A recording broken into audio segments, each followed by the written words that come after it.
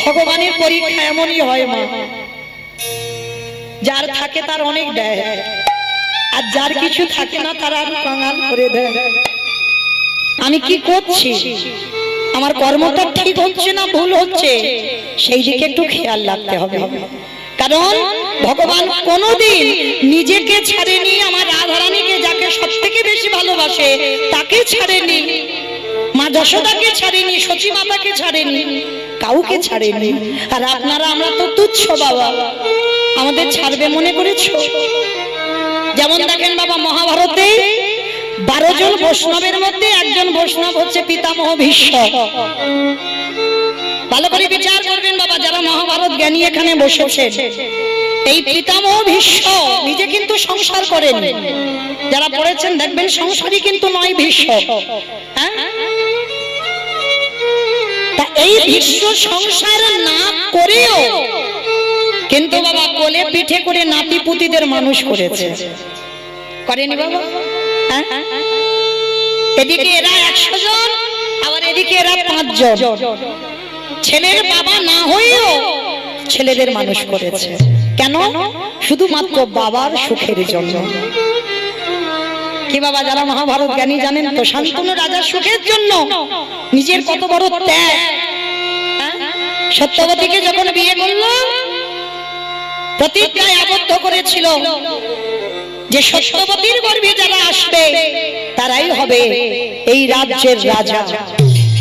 কিন্তু জ্যেষ্ঠ পুত্র ছিল কিন্তু গঙ্গা পুত্র ভীষ্ম, তবু কিন্তু বাবা ভীষ্ম মাথা নিচু করে বলেছিল, মা আমার বাবার সুখের জন্য, আমি দেখেছি আমার বাবা তোমাকে পছন্দ করেছে, নিরজনে আমার বাবাকে কাঁদতে দেখেছি, তাই আমি কথা দিলাম তোমার গর্ভে যে ভাইরা আসবে তারাই হবে এই বংশের রাজা। আমি তোমার চরণ ছুঁয়ে কথা দিলাম, আমি ওই রাজত্বে কোনো অধিকার নেব না। শান্তনু রাজা প্রথমে মেনে নিতে চাইনি, বলছে বাবা তুমি বিশ্বাস করছো না তো, আমি কথা দিলাম মাকে তোমার হাতে তুলে দেওয়ার জন্য আমি কোনোদিন নিজেই সংসারী হব না। সন্তান দেখো বাবা কেমন, বাবার সুখের জন্য নিজে সংসার করলো না, নিজে ব্রহ্মচর্য পালন করলো, শুধু ব্রহ্মচর্য করলো না, নিজে রাজত্ব ত্যাগ করে দিয়ে নাতিপুতি ছেলেদের মতো ওদেরকে মানুষ করলো। সংসারে থেকেও সন্ন্যাসী হলো, সংসারে থেকেও বৈরাগ্য পালন করলো।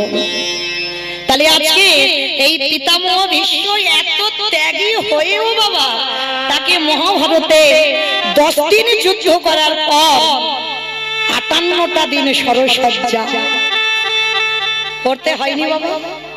দেখেন 12 জন বৈষ্ণবের মধ্যে একজন বৈষ্ণব, তিনি 58টা দিন সরসজ্জার উপরে। ভালো করে ভাবেন বাবা, আমাদের পায়ে যদি একটা সূক্ষ্ম কাঁটা ফুটে যায়, আমাদের পায়ে কত ব্যথা লাগে, লাগে না বাবা? কাঁটাটা বার করে দেবে, কিন্তু কাঁটা বার করে দেওয়ার পরেও বাবা এখনো 2-4 দিন ব্যথা থেকে যায়। আর পিতামহ ভীষ্মের কথা একটু অনুভব করেন, অর্জুনের একটা একটা বাণ প্রত্যেকটা অঙ্গে গাঁথা রয়েছে। যখন রক্তের বন্যা বয়ে যাচ্ছে, ওই তীরের আগা থেকে রক্ত পড়ছে, পঞ্চ পাণ্ডবরা গিয়ে বলেছিল, দাদু তুমি এবার মরে যাও, তোমার এই কষ্ট তোমার এই দুঃখ আমরা সহ্য করতে পারছি না, তুমি এবার মরে যাও। বাবা আমরাও বলি, দেখবেন সমাজে কোন আমাদের আত্মীয় পরিজন যখন বিছানায় পড়ে খুব কষ্ট পায়, আমরা আত্মীয়রা ঠাকুরের কাছে ডাকি, ঠাকুর এবার মানুষটাকে নিয়ে নাও, কারণ ওনার কষ্ট আর দেখা যাচ্ছে না। ভীষ্ম সরসজ্জায় পড়ে আছে, অর্জুন বলছে, দাদু আমার জন্য আজকে তোমার এই দুর্দশা, আমার মানে তো তুমি সরসজ্জায় আছো। ভীষ্মের চরিত্র দেখেন বাবা, ভীষ্মের হাত দুটো তো আর জড়ো করতে পারছে না বাবা, বান মারা আছে, শুধু মাথাটা নিচু হয়ে আছে। কেন? মাথাতে বাবা কোনো বান মারা ছিল না। কেন মাথাতে বান দেয়নি? একটাও বান মারেনি মাথাতে। কেন? কারণ এটাই সমাজকে শেখালো, বড় যদি হতে চাও আগে সাধুগুরু বৈষ্ণব চরণে গুরু চরণে নত হতে শেষ। আর যদি তুমি নিচু হতে না পেরেছো কোনোদিন তুমি উঁচু হতে পারবে না। আজকের ভীষ্মের কাছে সবাই এসে কাঁদছে, দাদু আমরা কত বড় ভুল করেছি। ভীষ্ম বলছে অর্জুন তোমার এই বাণগুলো যে আমার গায়ে যখন গাঁথা আছে না, আমার কি মনে হচ্ছে জানো, ছোটবেলায় যখন তুমি দাদু দাদু বলে আমার কাঁধে উঠতে,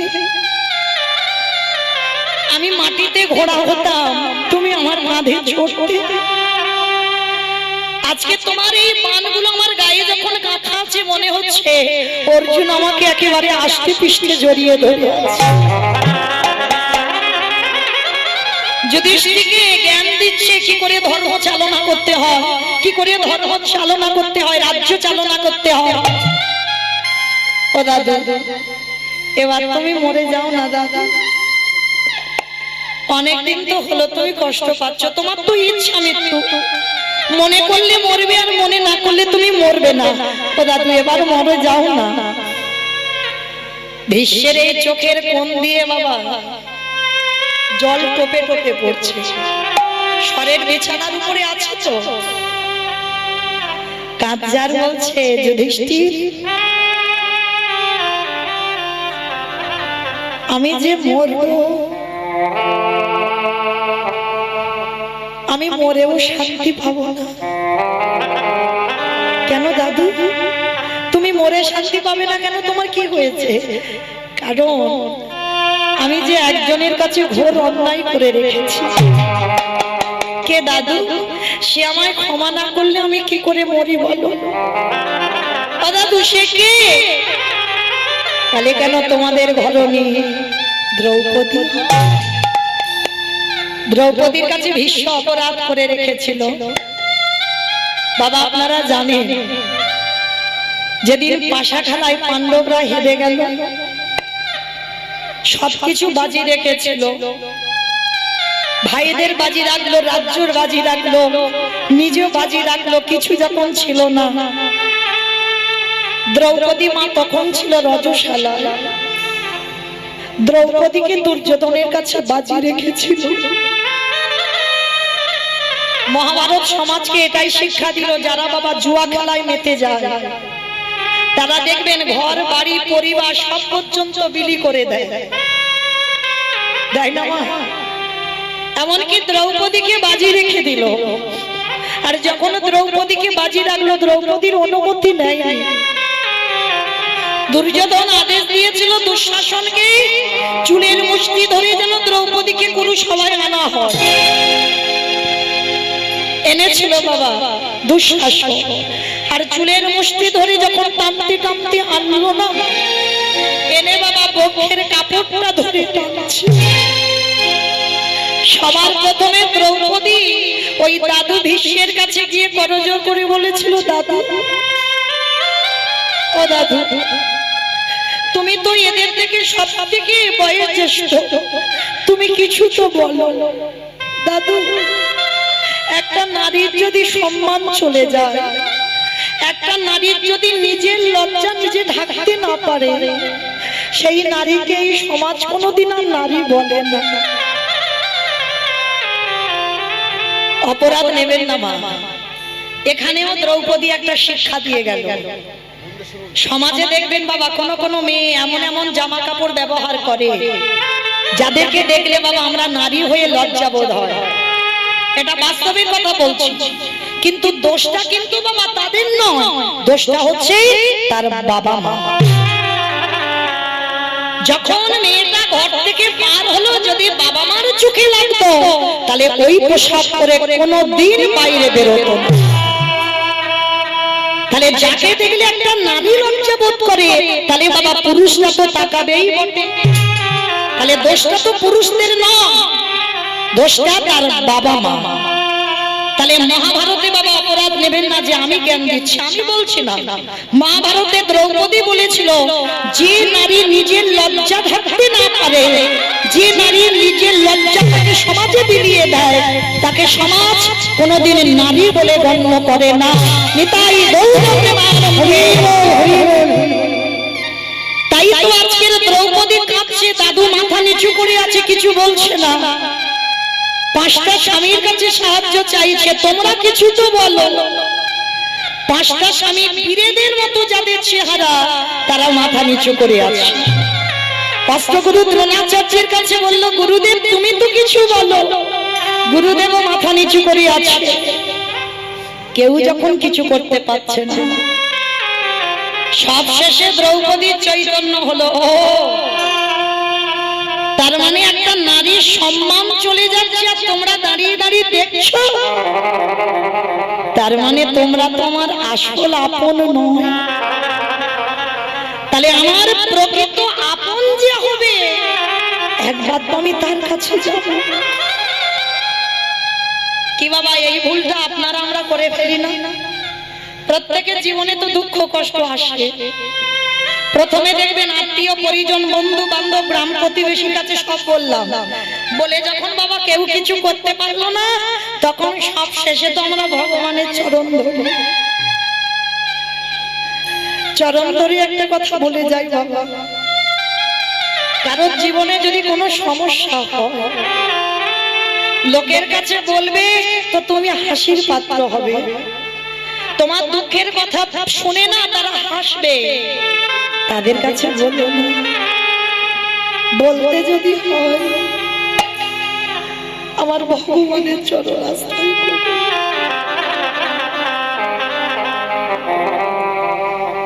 আর এই জীবনে যে একবার কৃষ্ণ চরণ ধরতে পেরেছে, তাকে সমাজে কেউ কিছু করতে পারে না। দ্রৌপদী কাচ্চার বলছে, সখা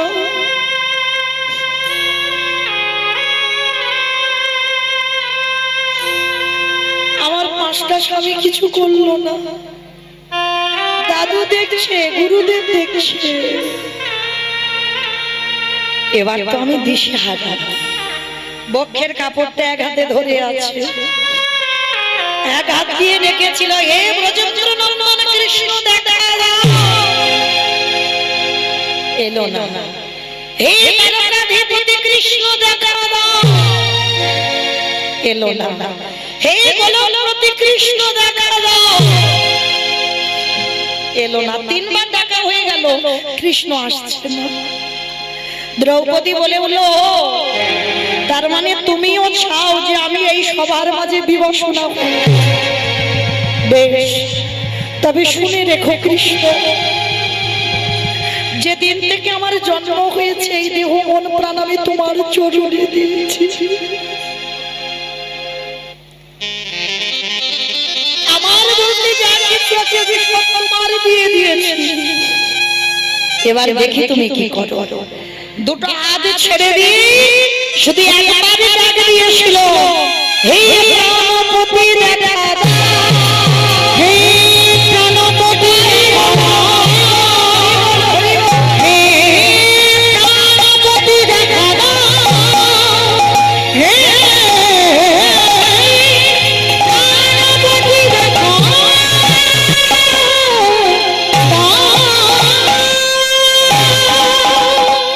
যেই বলল প্রাণপতি দেখা দাও, কৃষ্ণ আমার রথের উপরে বসে আঙুল থেকে কাপড়টা খুলছে।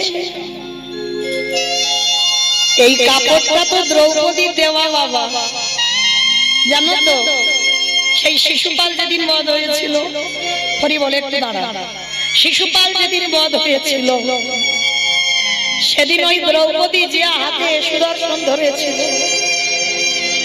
আঙুলটা কেটে গিয়ে রক্ত ঝরে ঝরে পড়ছে।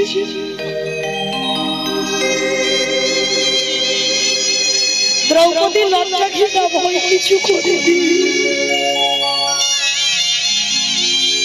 কৃষ্ণকে ভালোবাসতে গেলে বাবা আত্মসমর্পণ করে দিতে হবে। সবার মাঝখান থেকে ছুটে গেল, ছুটে গিয়ে দ্রৌপদী বস্ত্রটা ছিঁড়ে কৃষ্ণের আঙুলে বাঁধল।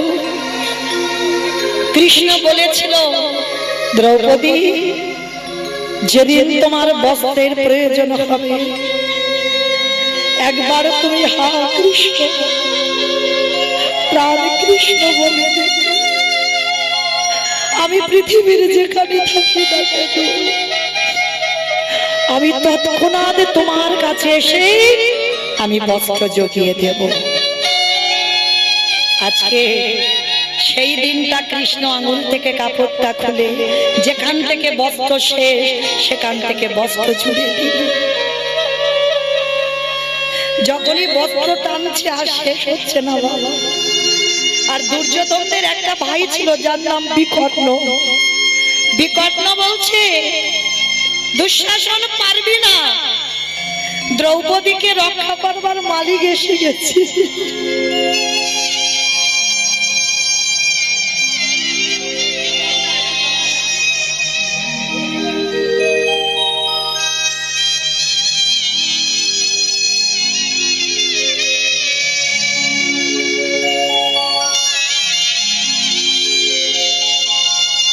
দ্রৌপদীকে রক্ষা করবার মালিক দাঁড়িয়েছে। কৃষ্ণ এসে বলছে সখা আমি 3 বার ডাকলাম তুমি কেন এলে না? ভগবান হেসে বলছে সখী আমি তো রেডি হয়েছিলাম, তোমার ডাকাটা দেরি হয়েছে। ভগবান বাবা সবার দরজায় দাঁড়িয়ে আছে, আমরা ডাকতে পারি না তাই আসি, কিন্তু ডাকার মতো যদি কেউ ডাকে আমার ভগবান তৎক্ষণাৎ তার ঘরে প্রবেশ করে। যেই না দ্রৌপদী বলছে তোমাকে 3 বার ডাকলাম তোমার এত দেরি হলো কেন? বলে সখী তুমি কি বলেছো? বলে কেন আমি প্রথম বললাম হে দ্বারকাধিপতি কৃষ্ণ দেখা দাও, হস্তিনাপুর কোথায় আর দ্বারকা কোথায়, 3 দিনের পথ, টাইম লাগবে না? তারপরে কি বলেছো হে গোলকপতি কৃষ্ণ দেখা দাও, কোথায় হস্তিনাপুর আর কোথায় গোলক, আসতে টাইম লাগবে না? তারপরে কি বলেছো হে ব্রজেন্দ্র নন্দন কৃষ্ণ দেখা দাও, কোথায় হস্তিনাপুর কোথায় ব্রজ, আসতে টাইম লাগবে না? বাহ বাহ সখা বাহ। তাহলে 3 বারের ডাকে এলে না, 4 বারের ডাকে এলে কেন? সখী 4 বারে তুমি কি বলেছো বলো তো? বলে কেন? আমি বললাম প্রাণপতি দেখা দাও। বলি হে দ্রৌপদী এই আমাদের সংসারে মাঝে যদি একজন ভক্তকায় মন বাবাকে যদি একবার আমার চরণে বসে যদি একবার হে প্রাণপতি দেখা দাও বলি ডাকে আমি ভগবান হয়ে পৃথিবীর যেখানে থাকি না কেন সখী গো আমি ভক্তের দ্বারে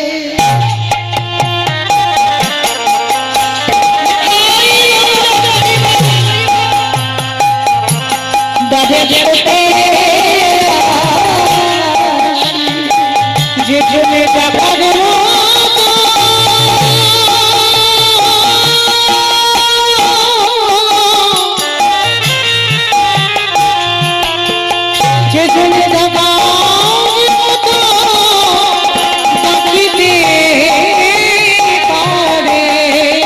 যেখানে দেখা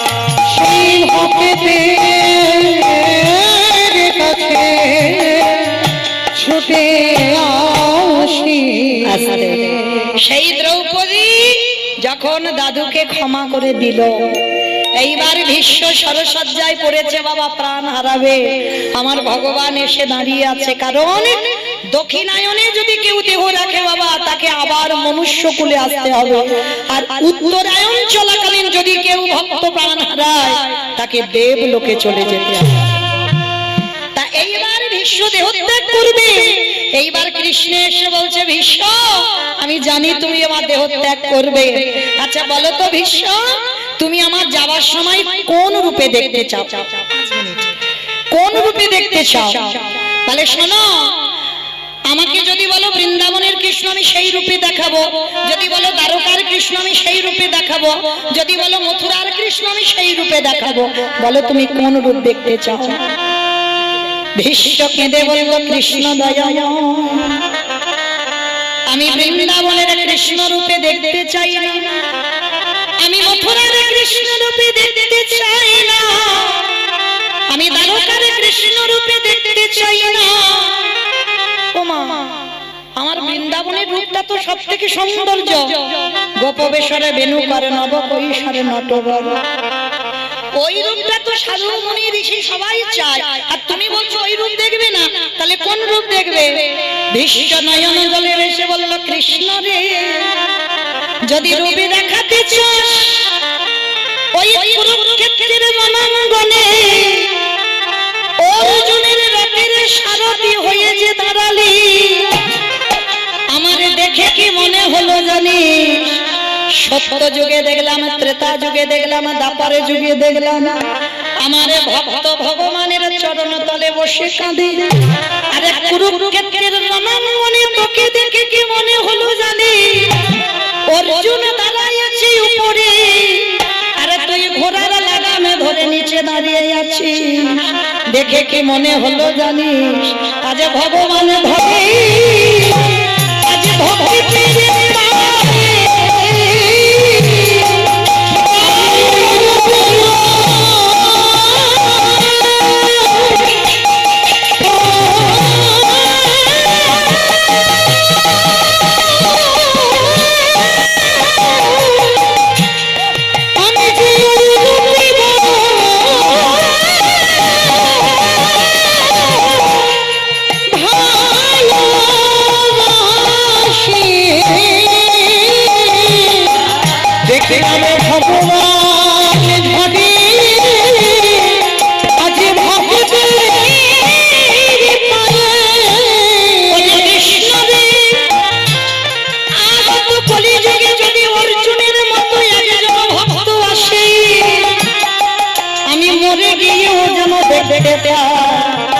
তুই ভক্তের সম্মুখেতে ভালো হয়ে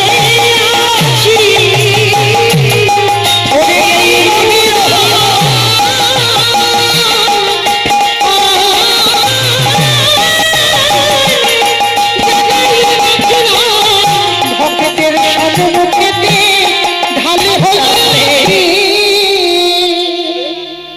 ভক্তচরণে আমার নিবেদন, আমার এই দিদি ভাইরা, আমার দাদা ভাইরা অনেক কষ্ট করে, অনেক পথ পরিশ্রম করে এই হরিনাম যজ্ঞের আয়োজন করেছেন, আমার বহু বহু ভক্ত সেবারও আয়োজন চলছে, তাই আপনাদের কাছে যাচ্ছেন বাবা, আছে বলে কীর্তন হবে না, এটা কলিযুগ, দাঁড়ে দাঁড়ে ভিক্ষা করতে হবে মা, মনে রেখো ওরা পেটে খাবার জন্য করছে না, ভগবত সেবার জন্য করছে, তাই আপনাদের কাছে যাচ্ছে, যার যেমন সামর্থ্য, যার যেমন ক্ষমতা আছে, আপনারা কৃপা করে ওদেরকে একটু দান করবেন। নিতাই গৌর প্রেমানন্দে হরি বল। তাহলে বাবা কর্মফল তো ছাড়ে না, যারা কীর্তন শুনতে বসেছেন মা, এই কথাটা সবার আগে একটু শুনে নাও, এই পৃথিবীতে তোমার আপন কেউ নয়, যারা গীতা ভাগবত জ্ঞানী এখানে বসেছি তারা ভালো করে অনুভব করবো বাবা, যা যা কিছু জগতে দেখতে পাচ্ছ সবটাই কিন্তু অনিত্য বস্তু, আর নিত্য বস্তু যদি থাকতে হয় সেটা হলো আমার গৌর গোবিন্দ চরণ, তাহলে ওই চরণ ছাড়া তোমার আপন আর কেউ নয়। কিন্তু তবু বাবা আমরা কিন্তু সকাল থেকে আর রাত্রিতে ঘুমাতে যাওয়া পর্যন্ত কি করি সবাই? ছেলে আমারে, মেয়ে আমারে, জায়গায় আমারে, জমি আমারে, বিষয় আমারে, বৈভব কিন্তু যতই আমারে আমারে করোনা কেন,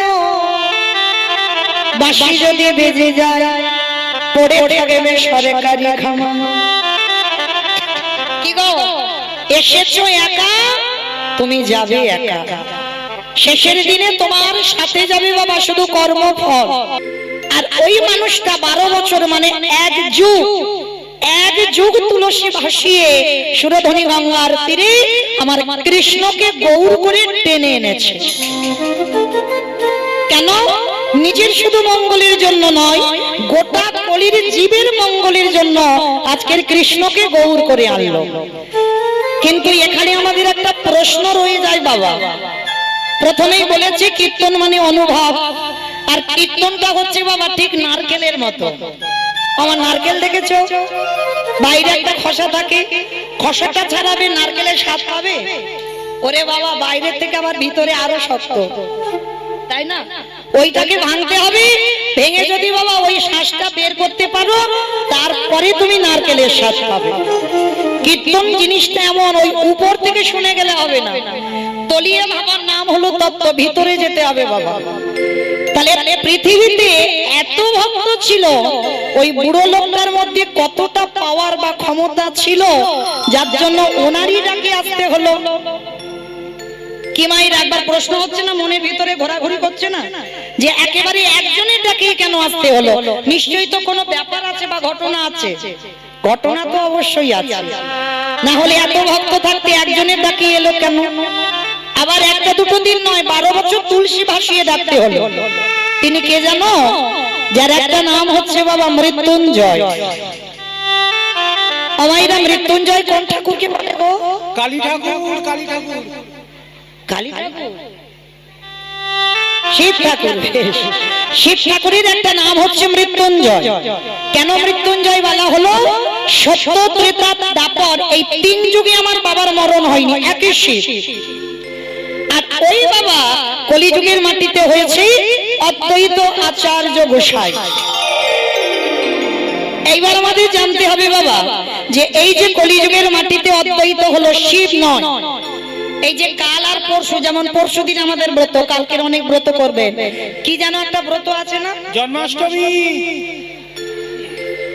হাই ভগবান, নাকি জন্মাষ্টমী দেখেছেন? মানে কত উপবাস করে, ওই জন্য মনে আছে জন্মাষ্টমী কালকে। আমার কালকে কি গো? হ্যাঁ, শিব চতুর্দশী। এই যে শিব চতুর্দশী ব্রত কালকে যারা যারা করবে, মামা একবার একটু দেখিয়ে দাও তো কতজন করবে, একবার হাতটা তুলে। মামা হাত ওঠে না কেন? হাত উঠছে না? আচ্ছা বেশ, যে কজন তুলেছেন ওতেই হবে। কিন্তু আচ্ছা, এই যে শিব চতুর্দশী ব্রত কেন করব? কেন করব? স্বামীর অমঙ্গলের জন্য। স্বামীর মঙ্গলের জন্য, তাই তো? আর ওইদিকে আমার যে কয়েকটা দাদা ভাই তুলেছে, তাহলে কিসের জন্য করবে? বউয়ের মঙ্গলের জন্য। হিসাব পড়ে আছে। আমরা যদি স্বামীর মঙ্গলের জন্য করি, আমার দাদা ভাই বাবা ঠাকুর যারা করবে, তারা বাবা স্ত্রীর মঙ্গলের জন্য না। সবটাই ভুল। সে বাবা সেই দক্ষ রাজা 27টা মেয়ে, চাঁদের 27টা স্ত্রী করেছিল। স্বামীর ক্ষয় রোগ হয়েছিল, দেবগুরু বৃহস্পতি অভিশাপ দিয়েছিল গুরুপত্নী হরণ করার অপরাধে, যে চাঁদের ক্ষয় রোগ হবে। আর তাতেই বাবা করেছিল চাঁদের 27টা স্ত্রী প্রথম এই শিব চতুর্দশী ব্রত পালন করেছিল। কিন্তু বাবা এই দক্ষ রাজা 27টা মেয়ের নয় হয়েছিল, কিন্তু আমাদের স্বামীদের তো আর ক্ষয় রোগ হয়নি। তাহলে আমরা কেন করছি? এইটা বোঝার ভুল। আমরা অনেকে বলি বাবা যে স্বামী পাওয়ার জন্য, স্বামীর মঙ্গলের জন্য শিব চতুর্দশী, কিন্তু না, একেবারে ভুল কথা। শিব চতুর্দশী ব্রত সবাইকে পালন করতে হবে। কেন না? তার একটাই মাত্র কারণ, ভগবানের কাছে সরাসরি যাওয়া অসম্ভব। আগে ভক্ত চরণ ধরতে হবে বাবা। এই জগৎ সংসারে যদি ভক্ত থাকতে হয় একজন, তিনি হলেন ত্রিলোকের বড় বৈষ্ণব বাবা ভোলানাথ। ধরতে যদি হয় আমার ভোলানাথের চরণ আগে ধরো। আর বাবা হচ্ছে আশুতোষ। একটা বেল পাতা, একটা ওই বাতাসা দিয়ে একটু জল দিয়ে দাও, বাবা সন্তুষ্ট।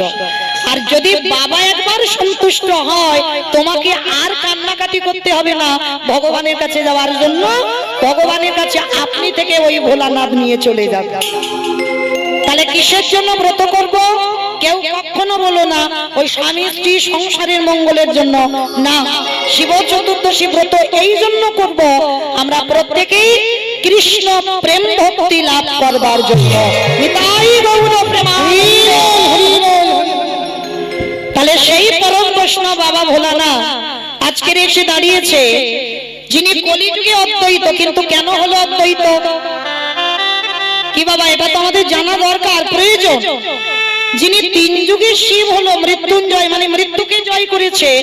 ভাগবত বলছে বাবা 125 বছর বয়সে আমার কৃষ্ণকে দেহত্যাগ করতে হলো, কিন্তু ভোলানাথ তিন যুগে মৃত্যু হয়নি, কিন্তু কলিযুগের মাটিতে হলো অদ্বৈত আচার্য মশাই। কিন্তু কেন হলো? এই কেনর কথা জানতে গিয়ে বাবা আমাদের সবাইকে একটুখানি যেতে হবে মহাভারত। আর মহাভারতে গেলে আমরা সবাই প্রশ্নের উত্তরটা পেয়ে যাব, কিসের জন্য বাবা কলিযুগে শিব হলো না। চলো, এই মহাভারতে বাবা যুধিষ্ঠির মহারাজ করেছিল রাজস্বয় যজ্ঞ। এই রাজস্বয় যজ্ঞে বাবা ভগবান কৃষ্ণ সবাইকে দায়িত্ব দিয়েছিল। হরি বল। আর যুধিষ্ঠির মহারাজ বলেছিল, কৃষ্ণ কৃষ্ণ তুমি তো সবাইকে দায়িত্ব দিচ্ছ, তুমি নিজে কোনো কাজ করবে না। ভগবান আমার একটু মুচকি হেসে বলেছিল, দাদা আমি তো সবাইকে একটা করে কাজ দিয়েছি, আর জানো আমি তো আমার জন্য আলাদা করে দুটো দায়িত্ব ফেলে রেখেছি। সে কি? সবাইকে তুমি একটা করে কাজ, আর কৃষ্ণ তুমি তোমার নিজের বেলা দুটো কাজ। কি কি কাজ করবে কৃষ্ণ? বলে, জানো দাদা আমার প্রথম বারেই কর্ম হবে এই যজ্ঞে। যত যত ভক্ত আসবে, সাধুগুরু বৈষ্ণব আসবে, আমি কৃষ্ণ দয়াময় হয়ে সবার প্রথমে আমি নিজের হাতে তাদের চরণ যুগল ধৌত করে চমকে উঠেছে যুধিষ্ঠির দাদা, অসম্ভব। কৃষ্ণ কে কোন জাতের মানুষ আসবে, কে নিচু জাত কে উঁচু জাত, ঠিক নেই, আর তুই সবার পা ধোবাবি?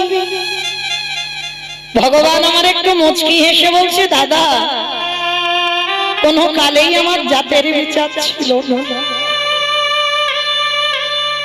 কে নিচু জাত কে উঁচু জাত, কে হিন্দু কে মুসলমান, এটা যদি আমার থাকতো তাহলে আমি ত্রেতা যুগে গুহ চণ্ডালকে কৃপা করতাম না। এটা যদি থাকতো তাহলে মলয় চাঁদ কাজী বিধর্মী মুসলমানকে প্রেম দিতাম না। এটা আমার মধ্যে নেই দাদা। এই জগতে সমস্ত ভক্তরা জাতের বিচার করে, কে ব্রাহ্মণ কে বৈষ্ণব কে ক্ষত্রিয় কে বৈশ্য কে শূদ্র, এটা মানুষের বিচার, কিন্তু আমার বিচার নয়। তার যুধিষ্ঠির মহারাজ বলছে, কৃষ্ণ এত কাজ আমার যজ্ঞে ছিল, শেষে তুই পা ধোয়ার কাজটা নিলি কেন? বাবা এই জায়গাটা একটু আস্বাদন করবে। ভগবান হয়ে যার ইচ্ছাতে জগতে চলে, যে মনে করলে বাবা একটা সেকেন্ডে পৃথিবীটাকে লয় প্রলয় করে দিতে পারে, সেই ভগবান আজকের পা ধোয়াচ্ছে কেন? নিজে আচরি ধর্ম জীবের শিখায়, নিজে না করলে ধর্ম জীবকে শেখানো না যায়। এই কথাগুলো বাবা আমরা কীর্তনিয়ারা হরিবাসরে খুব বলি, কিন্তু ভালো করে বিচার করে দেখেন তো, যারা বলছে বাবা তাদের আচরণ যদি ঠিক না হয়, আমি যদি নিজে আমার পিতামাতাকে সম্মান না করি, আমি সাধুগুরু বৈষ্ণব দেখলে যদি নত না হই, আমি যদি নিজে কৃষ্ণ বলি না কাঁদি, তাহলে অপর কি আমার মুখ থেকে কথা শুনে কিছু শিখবে বলে মনে হয়? তাহলে সবার আগে নিজেকে তৈরি করতে হবে, তবে তুমি সমাজ শিক্ষা দেবে। আর এই মহাভারত বলো আর রামায়ণ বলো বাবা, এটা সবটাই কিন্তু সমাজ শিক্ষা। তৈরি হয়ে যাবে বাবা দেহের গঠন, মনের গঠন তৈরি হবে যদি তুমি মহাভারত পাঠ করে একবার হৃদয়ঙ্গ করতে পারো। তাহলে আমরাও বাবা সশরীরে যাব যুধিষ্ঠির মহারাজের মতো, সশরীরে স্বর্গবাস। কিন্তু আমরা বাবা পড়ি বটে, কিন্তু সেটা বাস্তবে আমরা ফলাতে পারি না।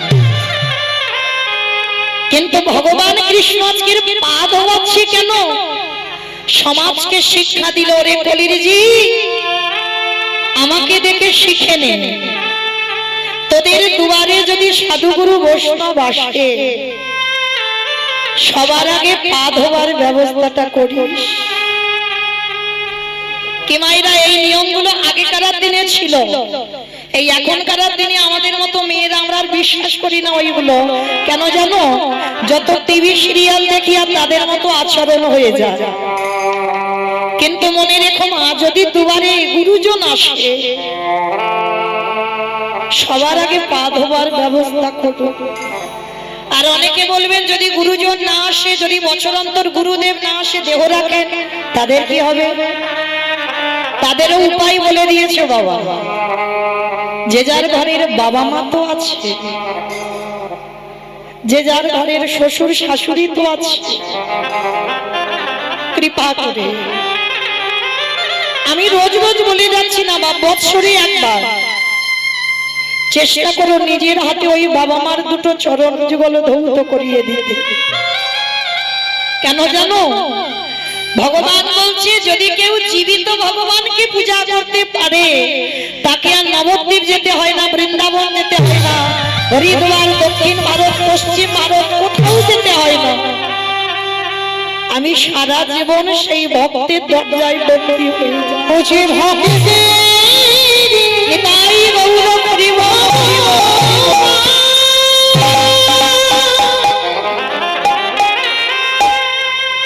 ভক্ত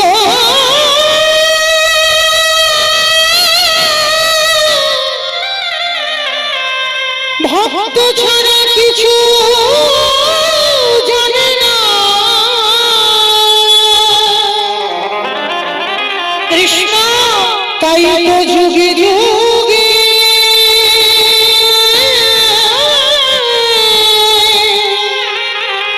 ও যে ভক্তের কাছে ছুটে আসে। ভগবান সমাজকে শিক্ষা দেওয়ার জন্য আজকের পা ধোয়াচ্ছে। শুধু পা ধোয়ালো নয় বাবা, আরো একটা কাজ করেছিল। কি কাজ জানো? যত যত ভক্ত এসে প্রসাদ পেয়েছিল, কৃষ্ণ দয়াময় ওই প্রসাদের পাতাগুলো তুলে নর্দমায় ফেলেছিল। শুধু নর্দমায় ফেললো না বাবা, ওর ভিতরে আরো একটা কাজ করেছিল। যত যত ভক্ত প্রসাদ পেয়েছিল, আমার কৃষ্ণ দয়াময়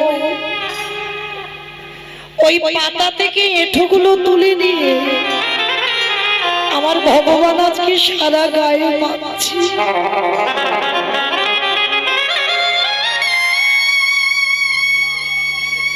যখনই আমার ভগবান সারা গায়ে মাখছে,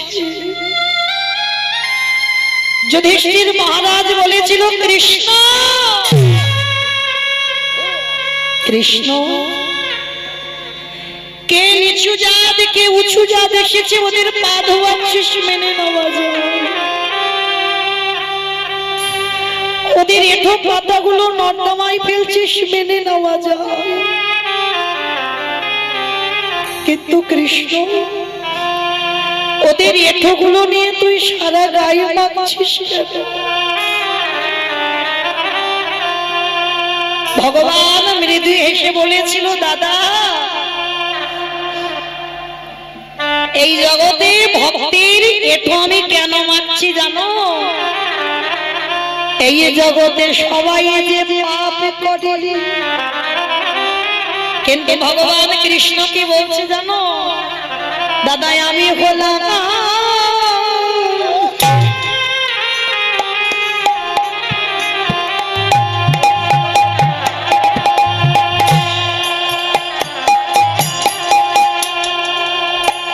দাদা মহা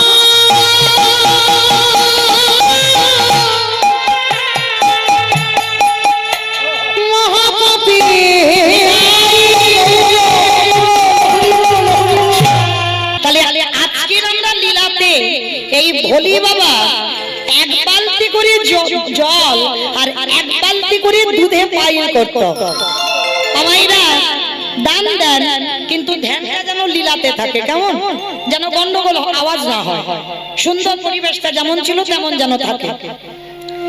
তা এইবার এক গ্লাস করে জল, এক গ্লাস করে ওই জল মাখানো দুধ প্রতিদিন আমার মন্দিরের গোপীনাথকে দেয়। একদিন গোপীনাথ মনে মনে ভাবছে, বলি তোর তো কিছু অভাব নেই, বল একটা গাভী এক বালতি করে দুধ হয়, আর তুই কিসের জন্য তাতে আমার এক বালতি জল পাইল করিস? এটা তো অন্যায়, এটা তো পাপ। তবে বলি এর জন্য তোকে একটু শাস্তি পেতে হবে। আমি তোকে পরীক্ষা নেব, দেখবো তুই কত বড় ভক্ত আমার। তা প্রতিদিন বাবা ওই জল মাখানো দুধ দেয় গোপীনাথকে, আজকেরও দিয়েছে। আর দিতে গিয়ে কি হয়েছে জানো না? যমুনা থেকে এক বালতি জল তুলেছে, আর জলটা তুলে যখন দুধের সঙ্গে মাখিয়েছে, ওতে আমার ভগবান চালাকি করে দুটো ছোট ছোট মাছ ফেলে দিয়েছে। এইটা তো ভুলি জানে না, দুটো মাছ ফেলে দিয়েছে। আর প্রতিদিন বাবাজিকে বলে, বাবাজি আমার এই দুধ দিয়ে গোপীনাথকে ভোগ লাগিও, কেমন? তা প্রতিদিন বাবা গোপীনাথকে ভোগ লাগায়। তা আজকের গোপীনাথের দুধটা নিয়ে গোপীনাথের দুটো গ্লাস, তা যেই না বাবাজি মহারাজ একেবারে ওই গ্লাসে দুটো জল দিয়েছে, আর সঙ্গে সঙ্গে আমার ভগবানের কৃপায় ওই দুধেতে দেওয়া ছোট ছোট দুটো মাছ পড়েছে। আমার বৈষ্ণব ঠাকুর রেগে যাবে না? রেগে গিয়ে ভোলিকে ডেকে বললেন, তোর এত বড় স্পর্ধা, তুই জানিস না আমার গোপীনাথের ভোগে কোনোদিন মাছ দেওয়া হয়? আর তুই কিনা এই দুধে মাছ দিয়েছিস। অবাক হয়ে গেল ভোলি। বাবাজি বাবাজি আপনি কি বলছেন? আমি দুধে মাছ দেবো কেন? আমি তো জানি গোপীনাথ এই দুধটা খাবে, আমি মাছ দিইনি। তবে তুই বলতে চাচ্ছিস আমি মিথ্যা কথা বলছি? দেখবি চল। হাতটা ধরে টানতে টানতে নিয়ে গেছে, আর নিয়ে গিয়ে যেই না গোপীনাথের গ্লাসের দিকে তাকিয়েছে, বাবাজি মহারাজ দেখছে বাবা গ্লাসে দুটো মাছ ভাসছে, কিন্তু ভোলি দেখছে কোন গ্লাসেই মাছ নেই। সবটাই ভগবানের পরীক্ষা। এইবার ভোলি দেখে বলছে, বাবাজি কই, আমি তো মাছ দেখতে পাচ্ছি না।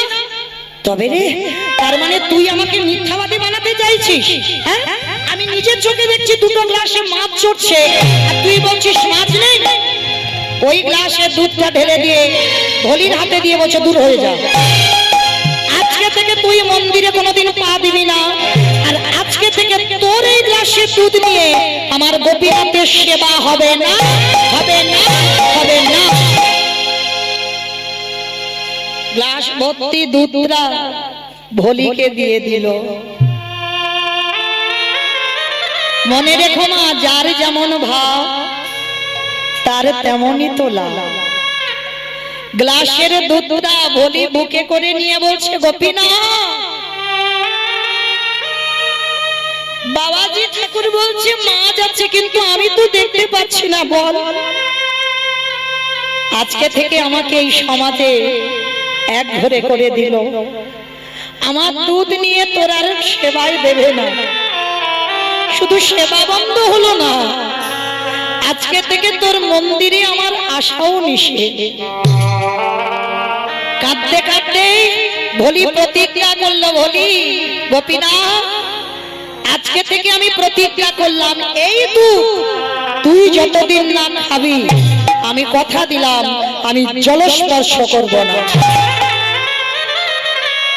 মায়েরা কোনো দেবদেবী নয়, কোনো মন্ত্রতন্ত্র কোনো জ্ঞান নেই বাবা, শুধু এক গ্লাস করে ওই দুধ গোপীনাথকে দিয়ে এটুকুই তার ভালোবাসা। তা আজকে থেকে যখনই ওর দুধে গোপীনাথ সেবা হবে না, প্রতিজ্ঞা করলো আজকে থেকে তুইও যদি না খাস আমিও জলস্পর্শ করব না। আর এই যে বাবা ভোলি দুধে মাছ দিয়েছে বলে গ্রামের লোকজন সব জেনে গেল, আর তাতে গোপীনাথের ওই যে ভোলির যে গাভীটা দুধ হতো কেউ আর দুধ কেনে না। সবাই তো জেনে গেল ভোলির দুধে জল দেয়, কেউ আর কেনে না। হঠাৎ 3 দিনের মধ্যে ভোলির ঘরে ছটফট করতে করতে গাভীটার মৃত্যু হয়ে গেল। ভোলি ওই গ্লাসে দুধটা গোপীনাথের একটা ছবি আছে, ছবির সামনে দিয়েছে। গোপীনাথ, আমার গরুটা ছিল তাকেও কেড়ে নিলি, গ্রামে আমাকে তুই এমন করে দিলি আমি গ্রামে মুখ দেখাতে পারি না। বেশ, আজকে থেকে আমি যাবই না কোথাও, আর কিছু খাবো না। 3 দিন হয়ে গেল বাবা, অনাহারে অনিদ্রায় ভোলি শুধু গোপীনাথ দেখা দে, ওরে গোপীনাথ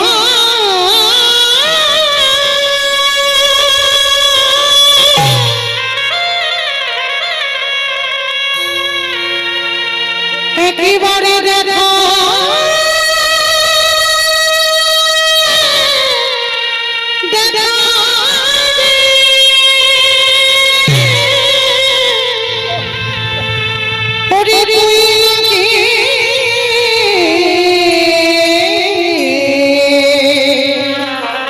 আমি তো কোনো অন্যায় করিনি বল, হকে দে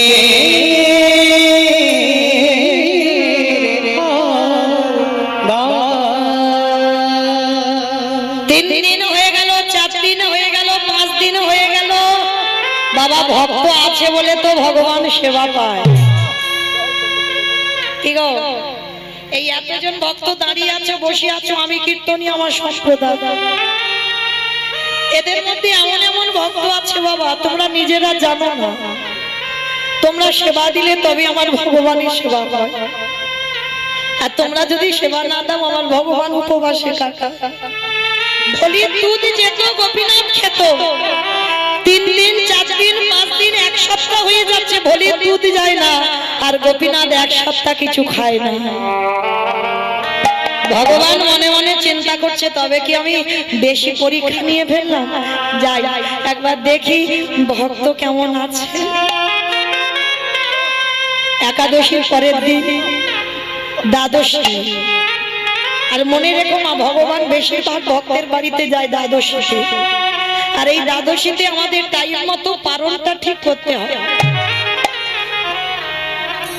লাঠি ঠিকে যেমন আজকের আমাদের সেই সৌভাগ্য তিথি দ্বাদশী তিথি, এই দ্বাদশীতে ভগবান একটা বৈষ্ণব রূপ ধারণ করেছে, জীর্ণ মলিন বস্ত্র, হাতে একটা লাঠি। বয়স্ক মানুষ লাঠি ঠুকতে ঠুকতে আজকের ভোলির দুয়ারে এসেছে, এসে ডাকছে ওমা ভোলি, কেউ কি বাড়িতে আছিস মা? আমি কালকের একাদশী করেছি রে মা, আজকের পারণ করে এখনো কিছু খেতে পাইনি, তোর বাড়িতে একটু প্রসাদ দিবি মা?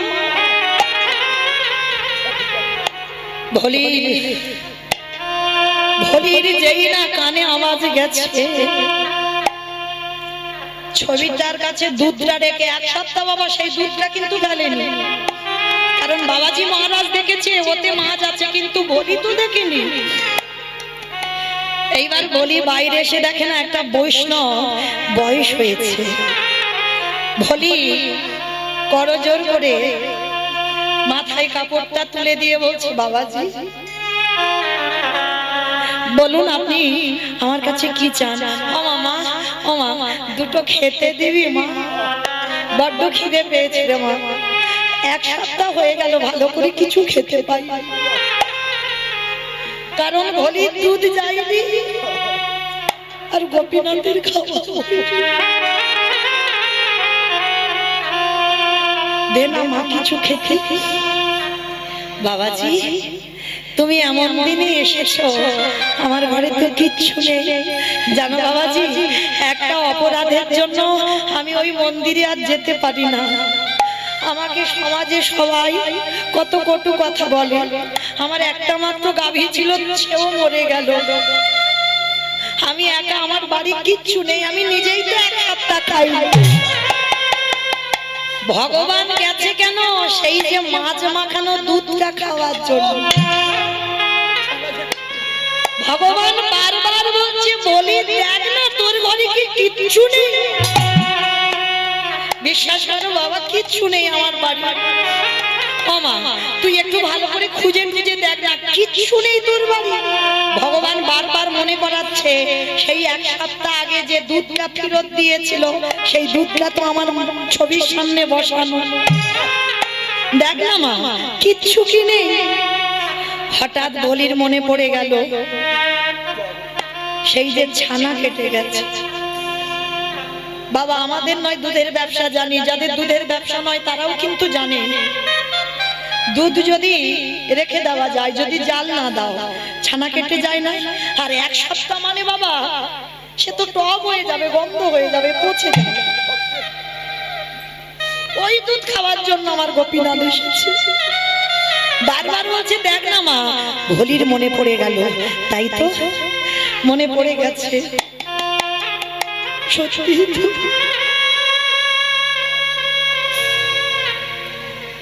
আমার মন্দির থেকে তো ফেরত দিয়েছিল যে গ্লাসের দুধ, কিন্তু বাবাজি তো বললো ওতে মাছ আছে, কিন্তু আমি তো মাছ দেখিনি। বাবাজি বলেছে মাছ আছে, কিন্তু আমি তো মাছ দেখিনি। গোপীনাথ, অপরাধ হয় হোক, আমি এই মাছ মাখানো দুধ আমি আমার গোপীনাথকে মনে করে ওই বয়স্ক বাবাজিকেই সেবা দেব। তাতে যত অপরাধ হয় তুই আমার মাথায় দিয়ে আমি পেতে নেব, কিন্তু এক সপ্তাহ যে বুড়ো লোকটা সেবা পাইনি আমি একটু দেব। ওই গ্লাসের দুধটা নিয়ে গেছে, আর ভগবানের যেন আনন্দের সীমা নেই। ওই ভক্তের হাতে যেই না দুধটা দেখেছে, ভগবান আকুপাকু করে তাড়াতাড়ি করে ওই ভক্তের হাত থেকে ওই প্রেম মাখানো, ওই যে ভালোবাসা মাখানো ওই দুধের গ্লাসটা কিনে ওরে ভোলি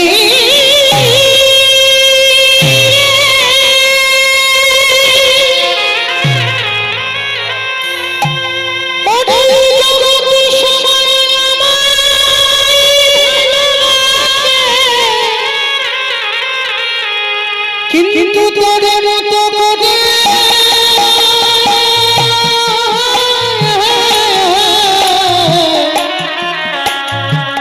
ভক্তি দিয়ে আমার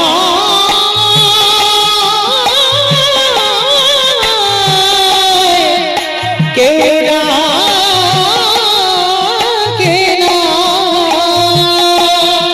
গোপীনাথে তাড়াতাড়ি করে ভোলির হাত থেকে গ্লাসটা কেড়ে নিয়ে ভগবানে আমার সাগরে ওই ভক্তের প্রেমে মাখানো ভালোবাসা মাখানো এক সপ্তাহ আগে কাটার ছানা কেটে যাওয়া দুধ আমার গোপীনাথ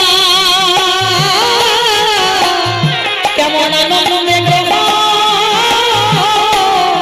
গ্রহণ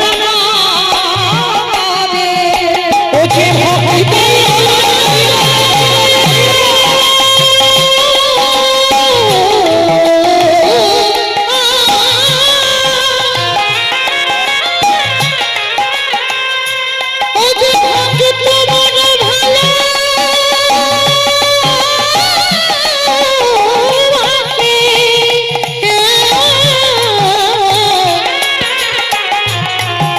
তাই তো যুগে যুগে ভক্তের কাছে ছুটে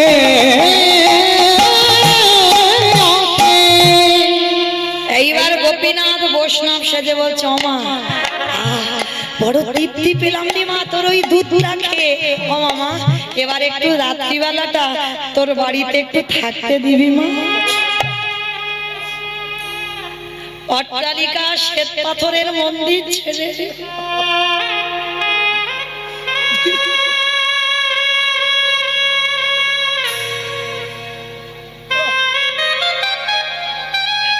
ভগবান গিয়ে দাঁড়িয়েছে একে কাঙাল ভক্তির বাড়ি।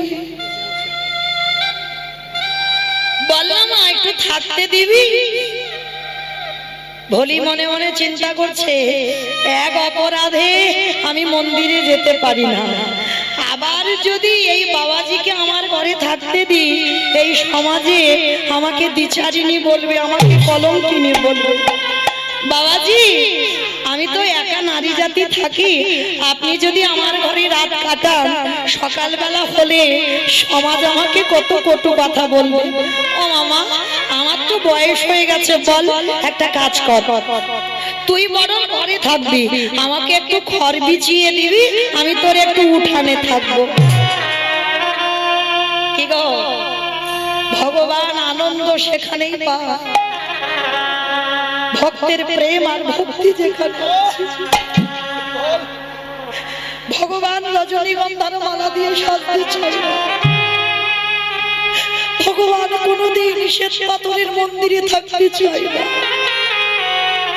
ভগবান কোনদিন রাজ অট্টালিকাতে বসে রাজভোগ খেতে চায় না। শুধু যদি একবার নয়ন জলে ভক্তি প্রেম দিয়ে যে ডাকে, সে কুড়ে ঘর হলেও ভগবান তার দরজায় যায়। এইবারে যেই না মা বলি মনে মনে ভাবছে, এত বয়স্ক লোক, কনকনে ঠান্ডা, ঠক ঠক করে কাঁপছে, বয়স হয়েছে তো বাবাজি, ঠিক আছে, আমার ভাগ্যে যা লেখা আছে লেখা আছে, তুমি বরং আমার ঘরের ভিতরে থাকো, আর আমি একটা দিন আমি বাইরেটাই কাটিয়ে দিই। আমার গোপীনাথ মনে মনে ভাবে, বলি রে এমন দিয়ে ভালোবাসা দিবি, আমাকে কেউ কোনদিন ডাকে না। ওরে ভোলি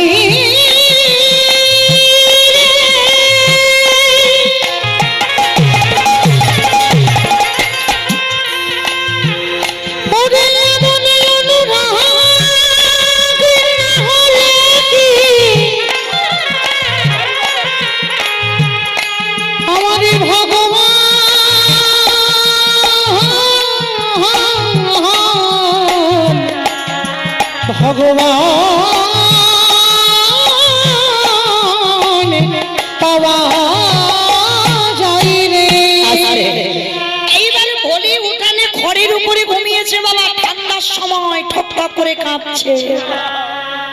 আর নারী জাতি তো একটা পরপুরুষ রাত্রিবেলা ঘরে ঘুমিয়েছে, যতই বয়স্ক মানুষ বাবাজি হোক, বলির ঘুম আসছে না।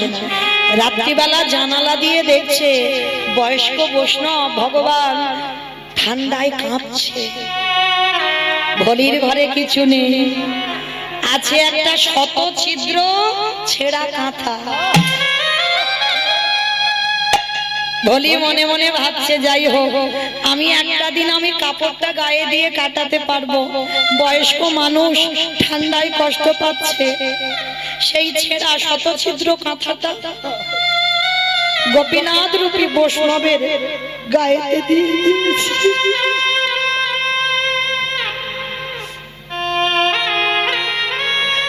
গোপীনাথ ওই ছেঁড়া কাঁথাটা বুকে জড়িয়ে ধরেছে, ভক্তের প্রেম ভালোবাসা আছে যে ওতে, কিছুতে আর কাঁথাটা ছাড়ছে না। আর বলি ওই উঠানে ঘুমাতে ঘুমাতে বাবা একটু ভোরের বেলা চোখ লেগে গেছে, ঘুমিয়ে পড়েছে। আর যেই না বলি ঘুমিয়েছে, ভগবান তো ঘুমাতে যায়নি গো, ভক্তকে কৃপা করতে গেছে। তা যেই বলি ঘুমিয়েছে, আমার গোপীনাথ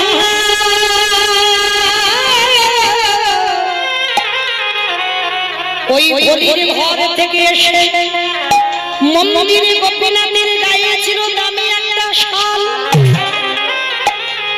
ওই নিজে ছেঁড়া কাঁথার বদলে ওই দামি শালটা নিয়ে ভলির ঘরে গিয়ে ভলির গায়ে ঢাকা দিয়েছে। কেমন ভক্ত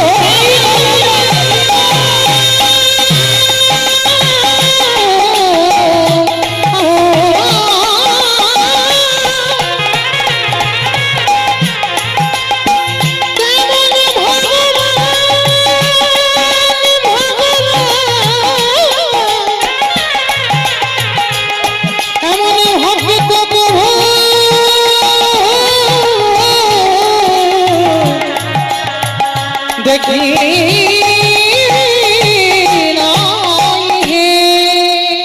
বলি তো জানে না তার গায়ে কি দিয়ে গেছে। সকাল হয়ে গেল, কাকপক্ষে ডাকছে, ভলির একটু দেরি হয়ে গেছে, ওই ভোরের বেলা ঘুমিয়েছে না, আর উঠে দেখে না, তাড়াতাড়ি করে ওই গায়ে কি আছে ওটা খেয়াল নেই, তাড়াতাড়ি করে উঠে দরজার ভিতরে গিয়ে দেখে না সে বাবাজি নেই, বাবাজিও নেই, আর তার ছেঁড়া কাঁথাটাও নেই।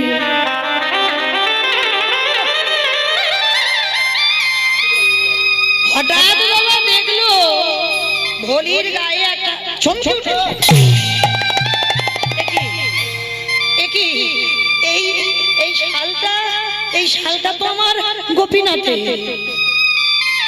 আমার যারা গৌর গোবিন্দ সেবা করো, যারা গোপাল সেবা করো, যারা আমার শিব বিগ্রহ অর্চন করো, প্রতিদিন তো দেখো ভগবানের গায়ে কি পোশাক আছে। তা বলি তো প্রতিদিন মন্দিরে যেত, সে জানতো যে গোপীনাথের গায়ে কি কি রঙের পোশাক আছে, কি আছে, আর সেই গোপীনাথের শালটা ভলির গায়ে। কত ভক্তিমতী মা, কাউকে কিছু বলেনি, শালটা ভালো করে ভাঁজ করে হাতে নিয়ে ছুটতে ছুটতে গেছে, ছুটতে ছুটতে গিয়ে ওই বৈষ্ণব বাবাজিকে ডেকেছে, বাবাজি, বাবাজি, বাবা, এই আবার তুই মন্দিরে পা দিয়েছিস, বেরিয়ে যা, তোকে বলেছি না কোনোদিন মন্দিরে আসবি। বাবাজি, বাবাজি, আমি মন্দিরে আসিনি, তুমি যেদিন থেকে বারণ করেছো আমি কোনোদিন প্রতিজ্ঞা করেছি আমি মন্দিরে পা দেব না। তাহলে কেন এসেছিস?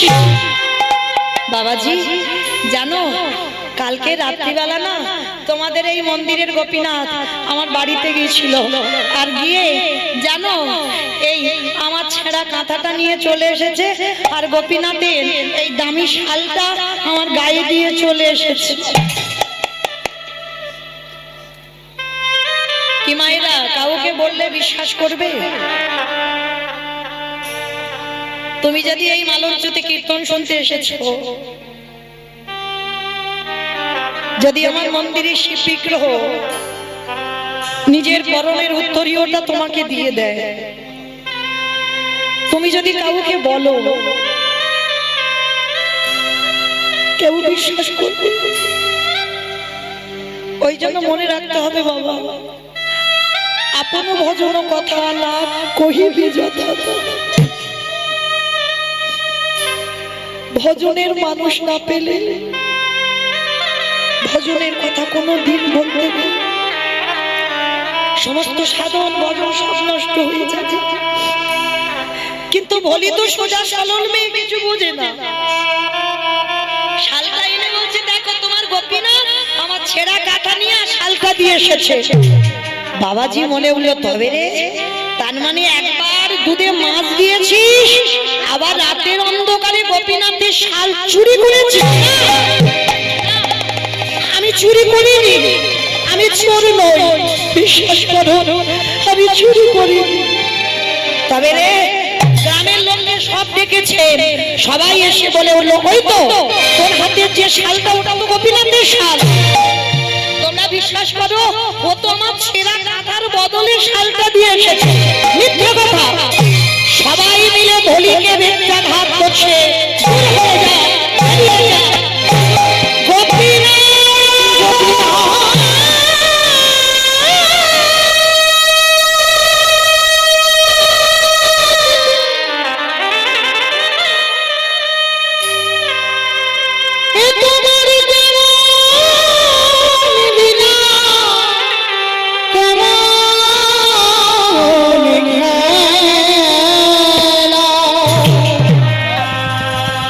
পাপকে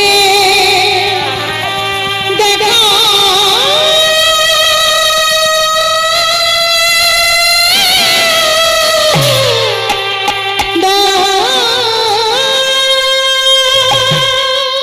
ভেবেছিলাম তোকে নিয়ে আমি সুখে সংসার করব,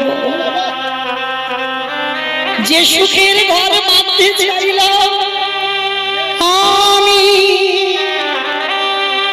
সুখের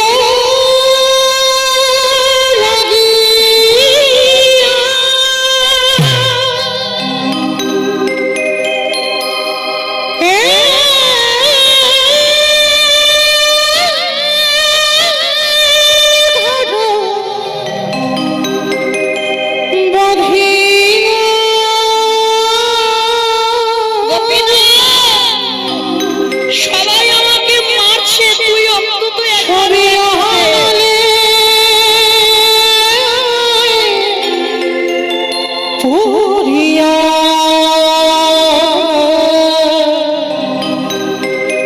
গেল রে আমি চলে যাচ্ছি, কোনোদিন আর আসবো না। সবই অনানে পুরিয়া গেল।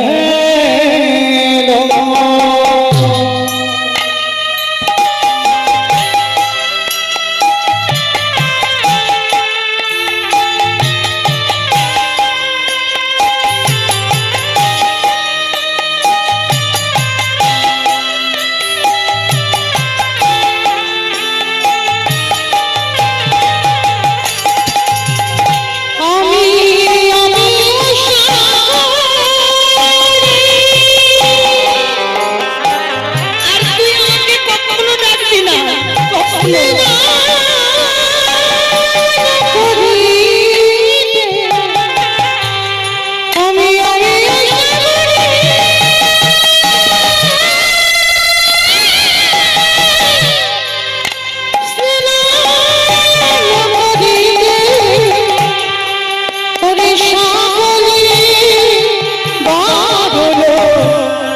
হেলো রে সহকলি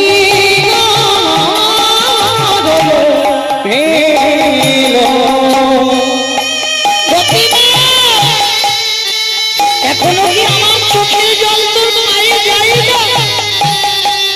কেন এত কাঁদো?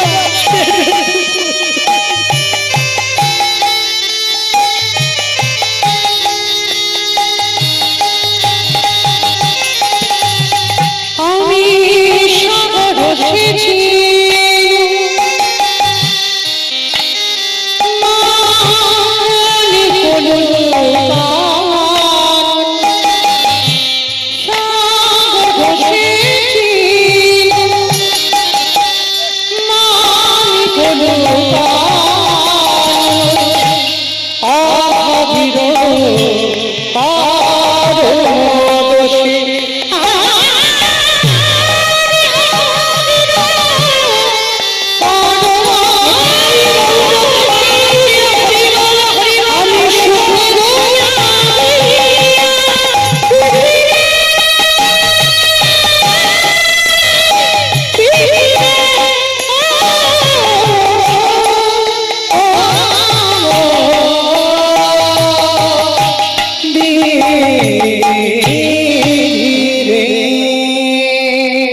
আজ নয়নের জলে এত মারা মেরেছে গো, ভক্তের সাদা অঙ্গ দিয়ে রক্ত ঝরে।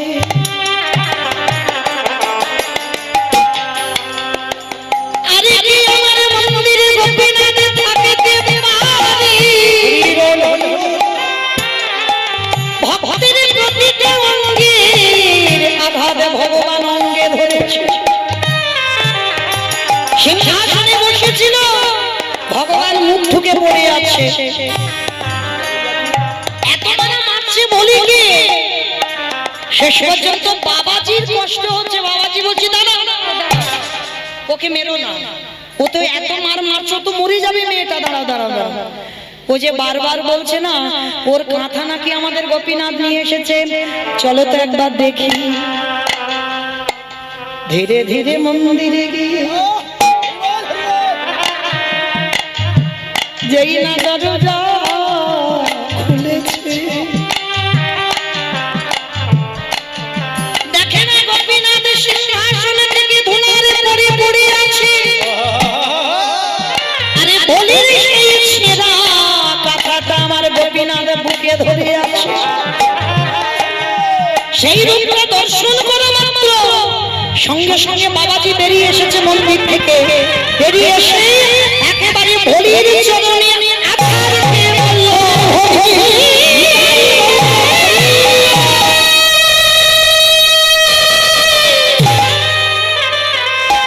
তোর চরণে বাবা অপরাধ করেছি, তুই যদি পারি আমায় ক্ষমা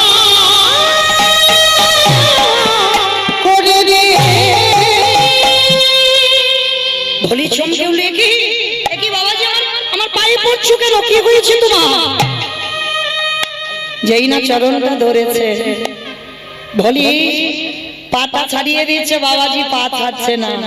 বলি রে, এই জগৎ সংসার মাঝে ভগবানকে ডাকলে হবে না, যদি কোনোভাবে গুরু চরণ আশ্রয় করে, যদি একবার ভক্তের চরণ সেবা করতে পারি, আমার ভগবান সারা জীবন তারে দরজায় বন্দী ওছে ভক্তি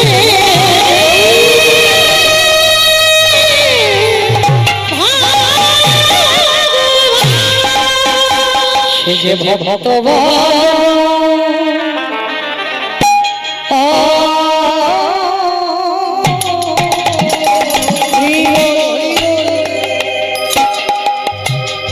ভালো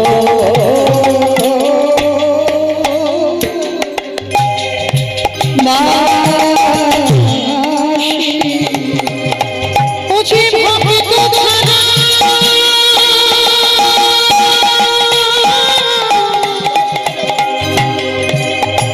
ওছে ভক্ত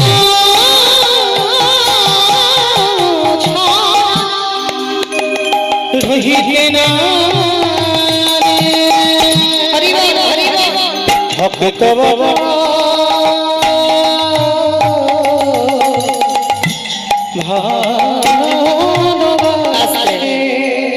গোপীনাথ দৈবমানি করলো, পূজারি তুমি প্রতিদিন আমায় ভালোবেসেছো, ডেকেছো বটে, কিন্তু ওই বলির এক গ্লাস করে ওই দুধ খাইয়ে সারা জীবন আমায় কিনে নিয়েছে। বাবাজি মহারাজ গিয়ে বলল, বলি আজ থেকে আমি গোপীনাথের সেবা করব না, আজ থেকে আমি তোর চরণ সেবা করব। আর শোন, আর এই তোর চরণ সেবা করতে করতে আমি একদিন যদি তোর কৃপা পেয়ে যাই, তাহলে অচিরে কৃষ্ণ কৃপা ভক্ত জানা সেবা করিলে অচিরে কৃষ্ণ কৃপা হবে। এইবার বলি নয়ন জলে যেই না কাঁদলো, ভক্ত বাৎসল্য ভগবান থাকতে পারলো না, বলিকে বললো, বলি তোর সাধনা সঠিক, তোর ভজন সঠিক, তোর নয়ন জলে আমি সারা জীবন তোর কাছে ঋণী হয়ে রইলাম। তাহলে মায়েরা মনে রাখলে কি এইটুকু লীলা শুনে, ভক্তি যার কৃষ্ণ তার সর্বশাস্ত্রে কয়, ভক্তি না থাকিলে কৃষ্ণ দেখিও বা কি বা হয়। শ্যামের বামে শ্যামের বামে শ্যামের বামে দাঁড়াইল নবীন কিশোরী গো, আহা শ্যামের বামে দাঁড়াইল নবীন কিশোরী, শ্যামের বামে দাঁড়াইল নবীন কিশোরী, ললিতা বিশাখা